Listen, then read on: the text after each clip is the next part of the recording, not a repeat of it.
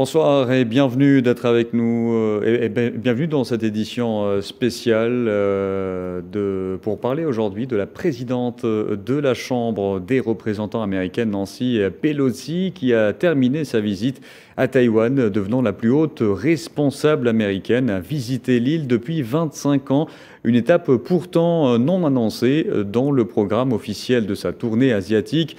Malgré les nombreuses mises en garde lancées par la Chine, elle aura finalement atterri à Taipei. Le ton est tout de suite monté. Pékin a vivement réagi en annonçant des exercices militaires près des côtes taïwanaises. Et pour en parler, nous accueillons aujourd'hui Manuel Pouchelet, expert en relations internationales géopolitiques. Bonsoir.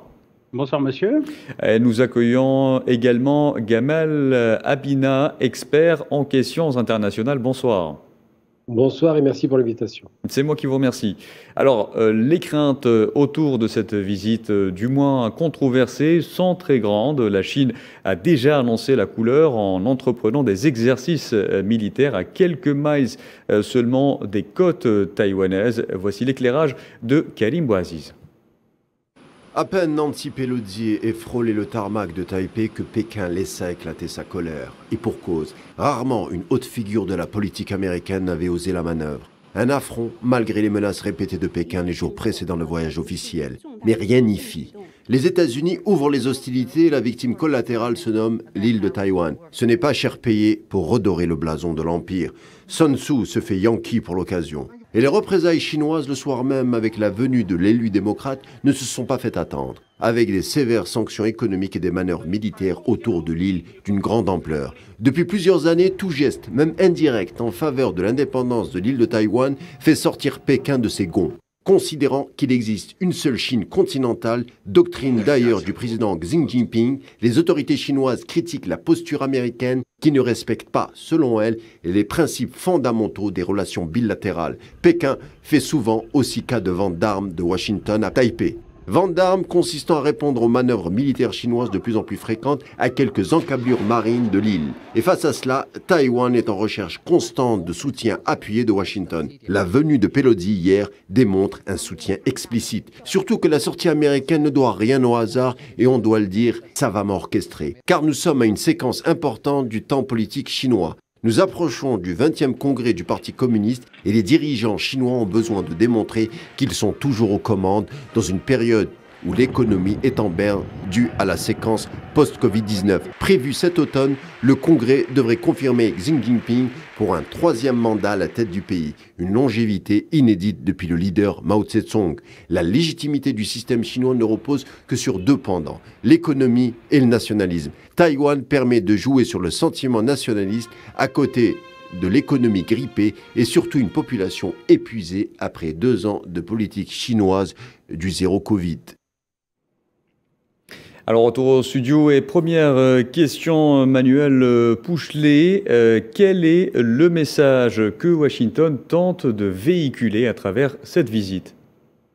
Le message de Washington est clair, surtout à Taïwan. C'est quand même, il s'attaque à un symbole très important de la Chine, où c'est un sujet qui est très délicat, qu'on peut même pas aborder, y compris avec des officiers en poste, comme moi je l'avais pu le faire, ou à un moment j'avais été affecté à l'ONU. C'est vraiment un sujet très sensible. Maintenant, les Américains, ils savent pertinemment qu'ils sont en perte de vitesse dans la zone Pacifique. Ils ont besoin de vérifier leurs alliances avec le Japon, la Corée du Sud et puis également l'Australie, in extenso. Mais en même temps, cette démonstration des Américains est considérée comme une immixtion et une ingérence au niveau avec la visite de Madame Pelosi. Maintenant, il y a une chose qu'il faut peut-être aussi apporter, qu'on n'a pas vu à l'image dans la délégation de Madame Pelosi, aussi Lloyd Austin, qui est quand même secrétaire d'État à la Défense. On ne peut pas dire que ce soit un message de paix qui est véhiculé par les Américains ce soir. Très bien, je vous pose la même question pour commencer, histoire de bien nous mettre dans le bain. Quel est le message, monsieur Abina, que Washington tente de véhiculer à travers cette visite ? Eh bien, j'ai envie de dire simplement que Washington, qui devient malheureusement coutumier du fait, est dans une posture de provocation. Il ne faut jamais perdre de vue deux choses. C'est que Mme Pelosi, qui a 82 ans, est clairement de la génération de Biden. Et que ces deux acteurs politiques ne sont pas des novices en matière de politique et de politique internationale, ont toujours été dans des postures assez offensives, contrairement à l'idée reçue. Les démocrates ne sont pas des pacifistes, ça c'est une fausse idée, même si les républicains ont montré qu'ils étaient beaucoup plus à l'offensive. Et donc Mme Pelosi, lorsqu'elle va là-bas, alors que tout le monde l'en dissuade, jusqu'à son propre parti en vérité, elle finit par, avec l'assentiment de M. Biden, qu'il y a un vrai problème avec la Chine, j'en ai déjà parlé, elle finit par venir provoquer sur quasiment les terres chinoises les Chinois qui considèrent évidemment que Taïwan fait partie de la Chine continentale, que c'est un seul territoire et une seule Chine. Et c'est vrai que là, la provocation est tellement énorme qu'on se pose la question de savoir pourquoi, alors qu'il y a déjà la crise ukrainienne, les Américains vont chercher des noises aux Chinois. La réponse est très simple et je peux vous la donner immédiatement. Les Américains ont menacé les Chinois en disant que vous étiez le mauvais côté de l'histoire en soutenant les Russes. Et c'est la raison pour laquelle maintenant les Américains provoquent les Chinois sur leur territoire. Donc pour vous, c'est étroitement lié au conflit russo-ukrainien? Oui, il suffit d'écouter Biden lorsqu'il dit aux Chinois « vous êtes du mauvais côté de l'histoire », sous-entendu « nous on est les bons, les Russes sont les méchants ». Non seulement vous ne sanctionnez pas la Russie, mais vous lui apportez des solutions économiques qu'elle ne pouvait pas espérer en Occident puisqu'ils lui font un boycott. Donc la Chine, effectivement, s'est rapprochée de façon extraordinaire de la Russie, chose qu'on n'avait pas vue depuis quasiment tout le siècle dernier, ça n'est pas arrivé. Et aujourd'hui, on se rend bien compte que les Américains, qui l'ont mauvaise par rapport à leur défaite annoncée en Ukraine, reviennent sur leur précaré asiatique, tentent des coups de pression sur la Chine qu'ils considèrent comme étant un ennemi naturel sur le plan économique et espèrent avec ces tensions ravivées peut-être ralentir ce développement extraordinaire dont la Chine a bénéficié depuis 40 ans sous l'ère des réformes qui avaient été conduites par Deng Xiaoping.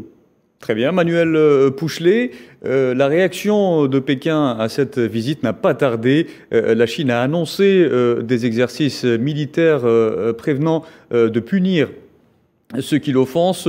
Que signifie ce langage diplomatique, mais aussi militaire, Monsieur Pouchelet?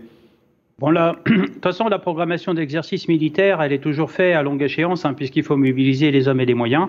Donc là, je pense qu'il y a un concours de circonstances et d'emploi du temps. Je ne pense pas que les exercices militaires aient été, se sont tout d'un coup déclenchés avec la visite de Mme Pelosi. Moi, j'y crois pas un seul instant.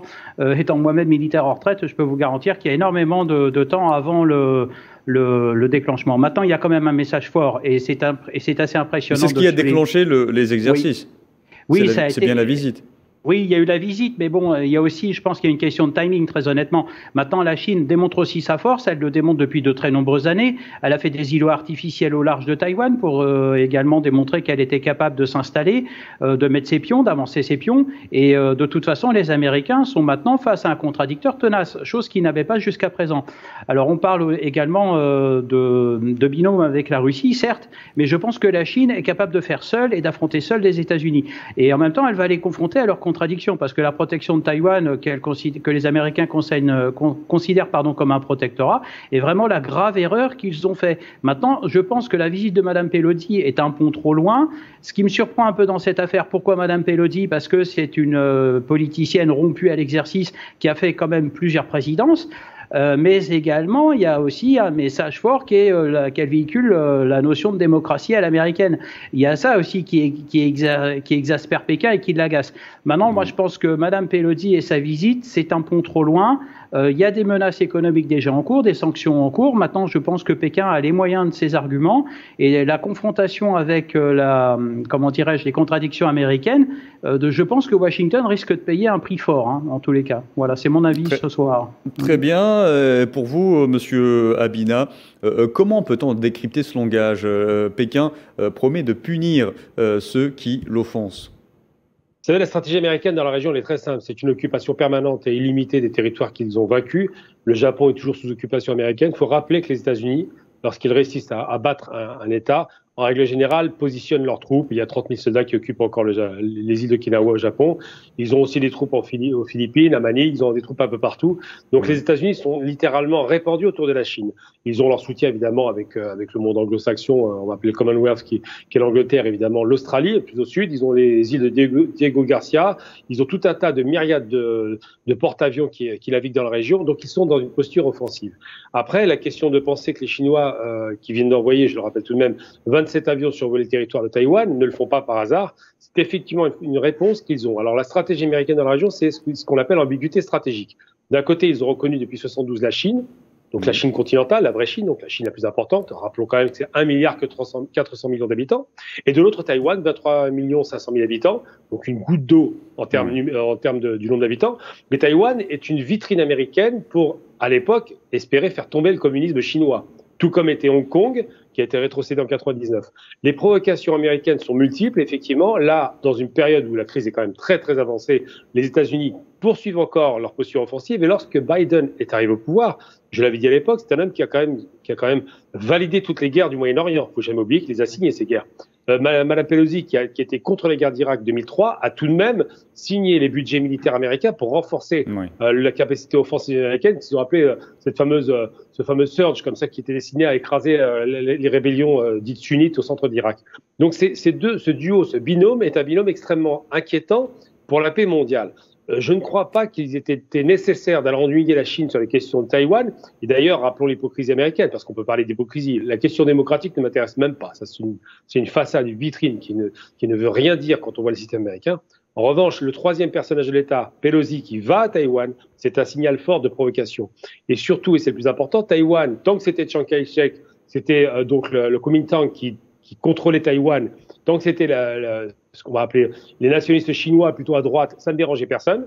Et dès que Mao Zedong, en 1949, remporte sa victoire face à Chiang Kai-shek, qui va se réfugier à Taïwan, immédiatement, on reconnaît deux Chines. Du moins, on ne reconnaît même pas la première Chine, qui était la Chine communiste. Donc la question qui se pose aujourd'hui, c'est pourquoi les Américains continuent à mettre de l'huile sur le feu dans une région qui n'en a pas besoin. Et justement, je vais vous poser la question, Monsieur Abina. On le sait, la guerre des mots avait déjà commencé depuis des mois entre les États-Unis et la Chine autour de l'île de Taïwan. La tension était déjà à son comble. Cette visite pourrait-elle être la goutte d'eau qui fait déborder le vase? En d'autres termes, doit-on s'attendre à une guerre entre les États-Unis et la Chine? Les États-Unis sont trop couards pour envisager une guerre directe avec la Chine. Ils ne le feront pas parce que ce sont deux puissances nucléaires. Par contre, ils sont très très intéressés par des guerres locales, des conflits dits de basse intensité ou des guerres par proxy, comme c'est les termes qu'on utilise pour dire en gros qu'ils font des guerres par personne ou État interposé. Donc les États-Unis qui ont besoin de justifier des dépenses militaires faramineuses, 700 milliards de dollars par an, c'est tout bonnement délirant, c'est quasiment la dépense presque mondiale en termes de dépenses militaires. Les États-Unis sont dans une situation où ils ont besoin de justifier de leur domination mondiale. Ça a toujours été une domination qui s'est faite par les armes.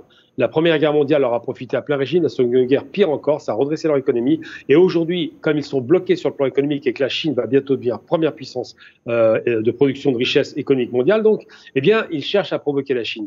Sauf qu'on ne provoque pas, tout comme les Russes, la Chine, sachant qu'elle est détentrice de l'arme nucléaire et de missiles hypersoniques. Là encore, les gens ont oublié que la Chine a les mêmes capacités offensives que la Russie. Et donc c'est vrai que quand ils provoquent les Chinois sur ce terrain, moi j'ai envie de dire simplement, mais que font ces hommes au pouvoir aux États-Unis?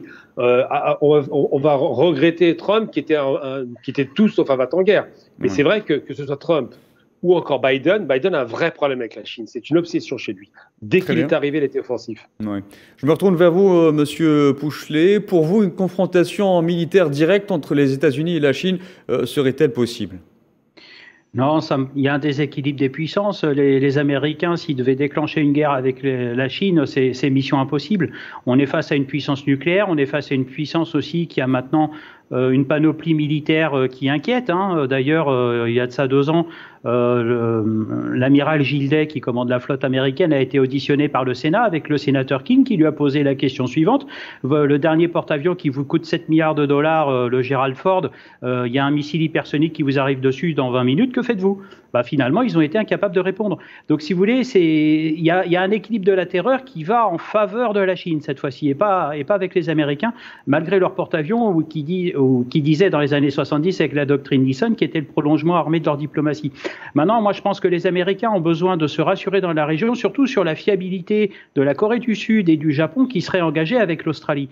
Maintenant, on s'aperçoit que même leur alliance avec l'AUKUS, donc on est intégrant l'Australie, elle est défaillante, puisqu'on a appris la semaine dernière que les sous-marins promis par Washington n'étaient pas prêts d'arriver. Donc, si vous voulez, je pense que là, la Chine a bien compris que les Américains vont se confronter à leurs contradictions. Maintenant, il y a quand même une chose, moi, qu'il faut aussi peut-être annoncer ce soir. Il y a quand même une présence américaine qui est forte dans la région, même si c'est excentré. Ça a été la frappe contre Al-Zawahiri en Afghanistan. Ils ont démontré qu'ils pouvaient frapper en tout temps et en tout lieu. Ça, c'est un message qui est fort. Maintenant, ce soir, dire que la Chine et les États-Unis vont passer à l'offensive militaire, il est beaucoup trop tôt. Je pense qu'on oublie de dire aussi que M. Biden et M. Xi Jinping ont des entretiens téléphoniques réguliers. Ce serait aller un pont trop loin et au désastre. Alors déjà, économiquement parlant, ils sont déjà faibles. Alors aller parler à l'offensive militaire, c'est quasiment impossible pour les Américains, du moins. Et dans ce cas-là, pour vous, quel est le véritable intérêt des États-Unis en faisant dans la provoque à l'égard de la Chine, M. Pouchelet? La provocation, elle est simple, c'est de faire tourner leurs usines d'armement, puisque l'économie américaine, depuis 14-18, elle est orientée sur l'armement principalement. On voit les chiffres qu'ils font. En même temps, ils ont fait des exercices d'entraînement avec l'Indonésie, avec un déploiement de 5000 hommes. C'est ni plus ni moins que pour tester les procédures et en même temps vendre du matériel militaire, sachant qu'en même temps, en Indonésie, il y a aussi la France qui se positionne sur ce marché. Donc vous voyez, les Américains aiment créer des zones de conflit, tout ça pour se faire de nouveaux clients ou fidéliser des clients qui sont déjà adeptes de leur solution. Et je vous pose la même question, M. Habina. Quel est l'intérêt ou le véritable intérêt donc des États-Unis à faire dans la provoque à l'égard de la Chine? Je vais dire une chose simplement. J'ai envie de dire, pourquoi titiller ce monstre?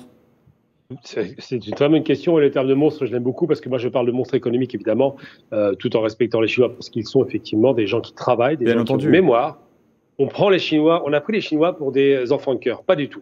Les Chinois ont volontairement, sont restés dans la frontière pendant tout ce temps volontairement. Sauf que Xi Jinping, qui est le fils d'un cacique du Parti communiste, a décidé de sortir de ses frontières. Il a donc installé une base évidemment en Afrique. Il a redéployé, il a fait ces fameuses îles artificielles dans lesquelles il y a des bases militaires. Et surtout, il ne considère pas en étant une puissance aussi extraordinaire que la Chine, le fameux empire du milieu, le premier empire. Il ne faut jamais oublier que c'était là qu'est né le commerce international. Les Chinois n'oublient pas ce que les Américains ont fait dans la région.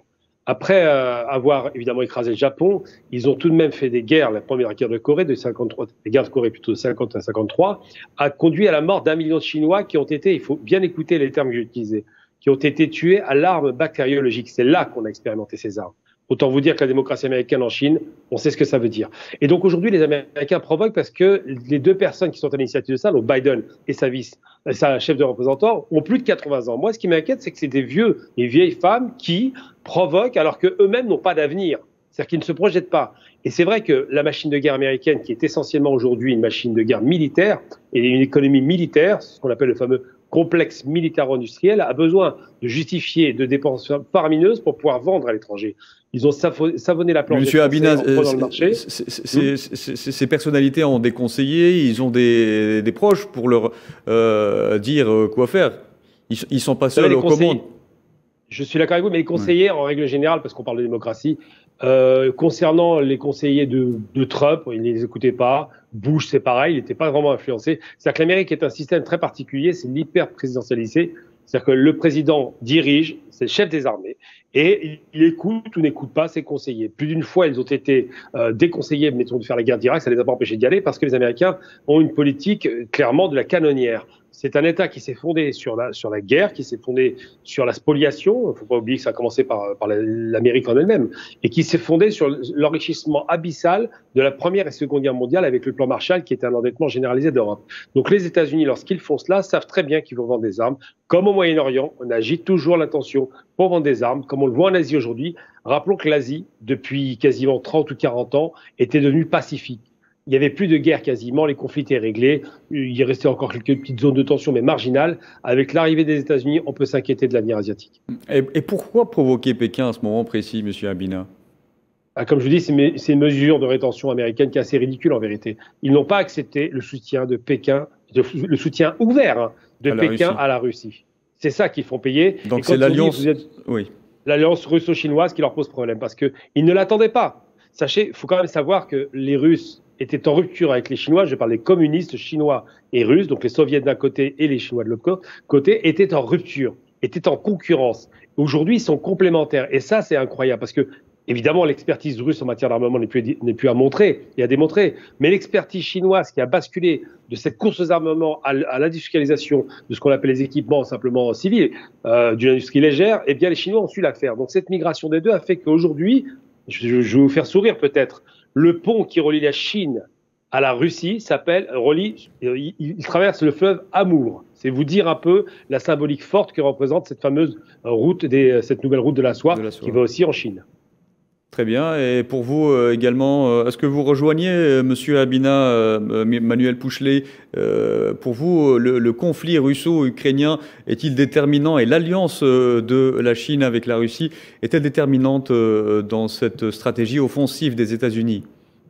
Oui, moi je pense que de toute façon, les Américains, à leurs dépens, vont apprendre malheureusement ce soir ou dans les années à venir qu'ils ne peuvent plus mener deux fronts en même temps, c'est-à-dire en Europe, comme il avait fait en 1944, et aujourd'hui en 2022, c'est plus possible. Ils n'ont plus les moyens humains, ils n'ont plus non plus les moyens financiers. Également, ils s'aperçoivent que leurs alliances qu'ils ont voulu créer, pour certaines qui sont même purement artificielles, on le voit même en Europe, ça risque de leur poser problème. Je crois que le bloc russo-chinois est une réalité. On reparle de stratégie de bloc en 2022 en pensant qu'il avait complètement disparu avec la chute de l'URSS. C'est faux. Aujourd'hui, on a vraiment deux idées qui s'affrontent sur le terrain économique, puisque finalement les Américains sont toujours une puissance économique, mais au pied d'argile, quoi qu'on en pense. Et puis maintenant, on a quand même une Chine qui deviennent un petit peu complémentaires aujourd'hui. Oui, tout à fait, mais si vous voulez, de là, la Russie qui vient en complément de la Chine et vice-versa, oui, ça c'est véridique. Maintenant, moi, franchement, la Chine, je pense que tôt ou tard, elle phagocytera la Russie. La Russie finira par suivre. Le plan de M. Xi Jinping d'être première puissance mondiale pour le centenaire de la République populaire de Chine en 2049 est une réalité, et malheureusement, Washington ne veut pas l'admettre. Très bien. Et Monsieur Pouchelet, la région est pourtant réputée pour sa stabilité. Pourquoi la perturber ? Je pense qu'on l'a évoqué ce soir, la perturbation. De toute façon, les Américains ont besoin de se créer des ennemis pour vendre leur matériel et leurs solutions. La réponse est là. Maintenant, je trouve dommage qu'on ne parle pas assez de paix. Pourtant, il y a des structures qui existent, comme les organisations asiatiques, qui sont la démonstration qu'ils sont capables de faire seuls. Je pense que les Américains n'ont pas compris une chose, c'est qu'il faut laisser le temps aux régions de traiter leurs problèmes elles-mêmes. On le voit au Moyen-Orient, où leur immixtion crée plus de panique et de guerre qu'autre chose. Mais comme dit le proverbe africain, aller lentement n'empêche pas d'arriver. Et malheureusement, le timing des USA n'est pas celui des régions qu'ils convoitent. Maintenant, je pense que les États-Unis, leur économie est clairement offensive. En fait, ils sont dans la logique de faites ce que je dis et faites pas ce que je fais, tout en défendant des valeurs qui finalement sont contraires à ce qu'ils font. Et quelles pourraient être les conséquences d'une éventuelle escalade sur l'ensemble de la région ?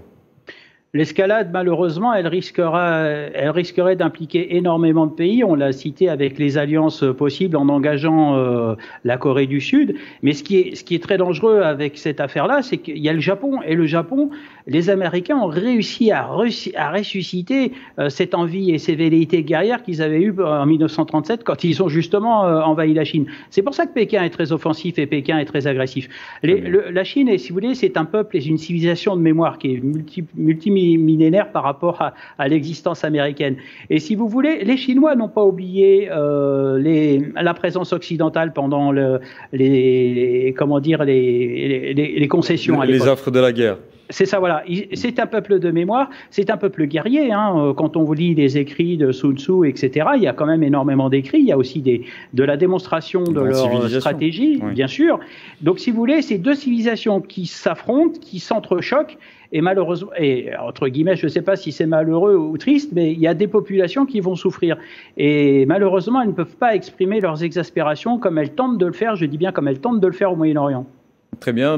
Gamal Abina, quelles pourraient être, selon vous, les conséquences d'un conflit sur l'ensemble de la région ? Ce serait des conséquences abyssales. Par contre, j'aime pas le terme qui a été utilisé à l'instant, excusez-moi. Il n'y a pas de peuple guerrier. Tous les peuples passent par des phases guerrières, ce qui est normal. Ça s'appelle l'administratif qui a vécu par la guerre. Effectivement, c'est celui des États-Unis. Je parle bien des dirigeants, évidemment. Donc, les conséquences, ce serait quoi ? ça commencerait déjà par effectivement une déstabilisation totale de la région. Il faut se rappeler quand même que la dernière fois qu'un responsable de la Chambre des représentants est allé dans la région, c'était encore une fois sous l'ère de ce qu'on appelle les démocrates, donc ce qu'on appelle la gauche américaine, et il a, en 97, provoqué la Chine à une époque où elle n'était pas aussi forte qu'aujourd'hui. 25 ans plus tard, ils remettent à nouveau les pieds dans le plat, et des tensions. On voit bien qu'il passe son temps à provoquer la Corée du Nord, alors que Trump avait un petit peu baissé la tension. Il ravive des tensions sur la région Indo-Pacifique, il ravive des tensions géostratégiques, parce que effectivement, les États-Unis vivent par le principe de la production militaire. C'est ce qui a fait leur industrie, hein, c'est pas autre chose. Hein. Et j'ai envie de dire qu'effectivement, la Chine est un pays multimillénaire. Hein. A une longue mémoire. Ils se souviennent de ce qui s'est passé dans le passé. Oui. Ils se souviennent effectivement, ça a été évoqué à l'instant, de la Mandchourie, des massacres des Japonais dans la Mandchourie quand ils ont envahi la Chine. Et ils savent très bien que le Japon impérialiste, qui n'existe plus et sous contrôle américain, a tout de même été pour eux un risque vital. À côté de ça, il y a aussi l'Angleterre qui était avec la première dealer du monde, qui était la reine d'Angleterre à l'époque. Enfin, on se souvient de Victoria qui faisait du transfert massif d'opium pour droguer la population. Ça, les Chinois n'ont pas oublié. L'humiliation a duré près d'un siècle. Aujourd'hui, la Chine a décidé de reprendre le flambeau, de relever le nez et de ne pas accepter le diktat américain qui, depuis trop longtemps, sévit dans la région. Les États-Unis, j'ai envie de dire un slogan qu'on utilisait en 70, US go home. Ils n'ont rien à faire dans la région. Si on veut la paix dans la région, il faut que les États-Unis repartent chez eux. Très bien. Et quelles seraient les réactions, plutôt les conséquences à long terme sur la région d'un éventuel conflit, si un conflit toutefois éclate? Alors, la crainte réelle, c'est qu'il y a des généraux chinois qui sont beaucoup plus offensifs que Xi Jinping, qui est déjà offensif. Les généraux commencent à envisager une guerre en 2025, ce qui est vraiment dommage. Xi Jinping parle d'une reprise pacifique du territoire. Parce qu'effectivement, que ce soit Hong Kong ou Taïwan, c'était des vitrines commerciales qui donnaient le sentiment qu'en Occident tout était merveilleux. Aujourd'hui, c'est plus possible de vendre ça puisque c'est la Chine qui est plus riche. C'est des petites tâches autour du territoire chinois qui vont être reprises de fait, parce que de toute façon, même sur le droit international, la Chine est reconnue comme un État, ce que n'est pas Taïwan. Aujourd'hui, on parle de Taipei, on ne parle pas de Taïwan. La République de Taïwan n'existe que dans la tête de quelques pays influencés ou achetés. On l'a vu avec, par exemple, l'Europe du Nord, où ils ont commencé à reconnaître une représentation diplomatique. Mais quoi qu'il en soit, les conséquences seraient abyssales, parce que la Chine aujourd'hui est largement, sur le plan conventionnel, en mesure d'écraser ses adversaires très rapidement, qu'elle a le soutien aussi, n'oublions pas, de la Corée du Nord, on le savait déjà, mais elle a aussi le soutien quand même de l'Inde pour partie. On commence à sentir qu'il y a une alliance qui est en train de se faire, et surtout de la Russie et de tous les pays du Sud. Les Chinois ne sont pas isolés. Aujourd'hui, il y a le nouveau G8 auquel a fait allusion le président russe. Tout à fait, oui, parce qu'actuellement, même l'Algérie a proposé de faire partie de ce qu'on appelle les BRICS, mais au-delà des BRICS, effectivement, le nouveau G8, c'est les nouvelles puissances qui représentent en gros 25% du nombre d'habitants et 40% de la richesse créée. Donc c'est considérable ce que représente la Chine, la Russie, l'Inde, évidemment l'Afrique du Sud, le Brésil. Ce sont des gérants aujourd'hui qui sont en train de se positionner et les États-Unis sentent bien le danger à venir. C'est pourquoi ils essaient de déstabiliser dans le but, effectivement, le fameux diviser pour mieux régner que les Anglais utilisaient tout le temps pour avoir les empires. Très bien. Ils cherchent ça. Dernière question, tout d'abord, Manuel Pouchelet, et soyez très bref, je vous prie. Outre les manœuvres militaires, les Chinois ont aussi annoncé des sanctions économiques à l'encontre de Taïwan. La facture s'annonce très salée, monsieur Pouchelet. Oui, de toute façon, la Chine, maintenant, a le monopole de la discussion et elle a tous les atouts en main. Maintenant, moi, je pense qu'il faut réfléchir à ce que disait Einstein pour conclure, et ce sera mon mot de conclusion ce soir. Ne demandez pas à ceux qui créent les problèmes de les résoudre. Et là, les Américains sont en plein dedans et Taïwan, avec des sanctions, de toute façon, les Américains ne pourront pas subvenir à ces sanctions. Très bien. Je vous retourne la question, monsieur Abina. La facture... de toute façon, quel que soit... Oui.